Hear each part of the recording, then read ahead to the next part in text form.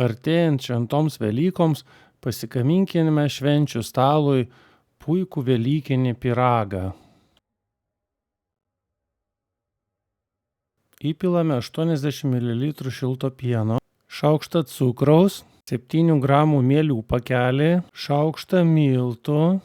Viską gerai išmaišome su šluotele ir paliekame 10 minučių pastovėti. Į kitą indą įmušame porą kiaušinių, įdedam 1/4 šaukštelio druskos, įberiam 100 gramų cukraus, įpilam 60 ml apelsinų sulčių, įpilam 40 gramų išlydyto sviesto, įdedam apelsino sutarkuotą žievelę. Viską gerai išmaišom su plaktuvu.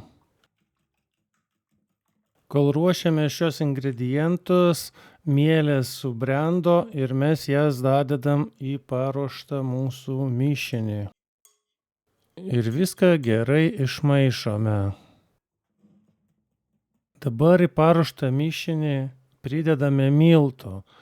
Miltų dedame 400 gramų, bet nesudedam jų visų iš karto, dedam dalimis ir išmaišom, kad gerai išsimaišytų mūsų masė. Gerai suminkykite tešlą pasinaudodami rankomis. Kad tešla neliptų prie rankų, naudokite vandenį, pašlapinkite ranką, su kuria minkote tešlą ir minkykite tešlą, kol jinai pasidarys tokia kaip tešlos gabalas, vientisa ir stangri. Tada uždengiu tešlą plastikiniu tokiu kaip uždėklu ir palieku 45 minutėm pastovėti, kad paaugtų. Kai tešla paaugo, ją tada ištraukiu ir padalinu į 2 dalis. Vieną iš dalių atidedu į indą, o kitą dalį kočėlo pagalba iškočioju ir padarau tokį gana ploną blyną.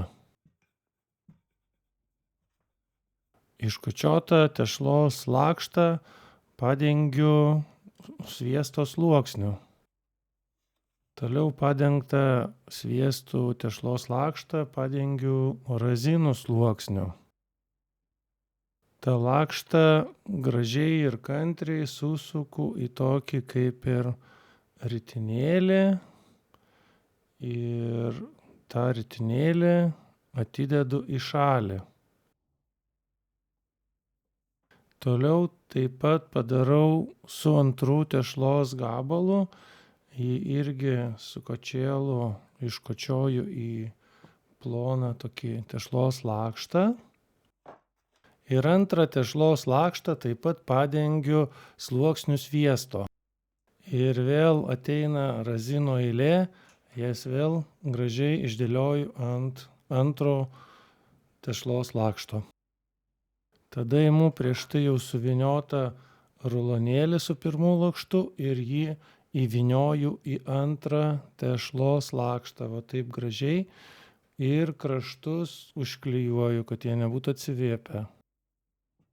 Padarytą ruletą su peiliu švelniai įpjaunu, perpjaunu per pusę, bet ne iki galo. Pačiam gale palieku 4 cm neperpjautos tešlos. Pjaukite švelniai, kad nesupjaustytumėt savo stalo, rankų ir nesutrintumėt tešlos, kad jinai liktų graži tokia sluoksniuota. Pats šitą pyragą darau irgi pirmą kartą. Tikiuosi jis gausis labai gerai, nes man jisai žiauriai patiko, kaip aš jį pamačiau. Linkiu sėkmės ir jums padaryti jį skanų ir gražų. Jeigu jums patinka mano kanalas, paspauskite pamėgti, paspauskite laiką, parašykite komentarą, tikrai lauksiu iš jūsų žinučių. Ir iki sekančio susitikimo. Dabar imu už perpjauto roleto vieno iš kraštų ir gražiai ir atsargiai vynioju, kaip matote, į išorę, kad razinos ateitų iki galo, o sekantį kitą galą užkeliu į viršų ir suformuoju va tokią kaip ir boba aukštą vadinamą.